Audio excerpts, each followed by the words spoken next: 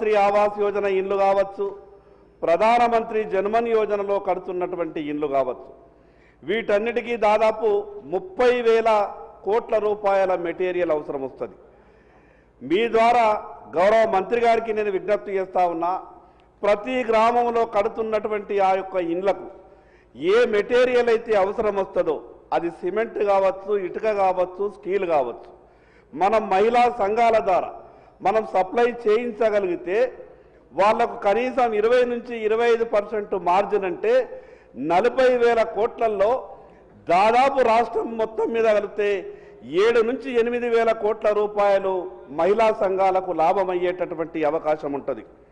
మరి అదేవిధంగా అధ్యక్ష, మొన్న ఈ పావలా వడ్డీకి సంబంధించినటువంటి డబ్బులు ఇచ్చిండ్రు, దానికి ధన్యవాదాలు. వడ్డీ లేని రుణాలు ఇచ్చిండ్రు. అంతకుముందు గత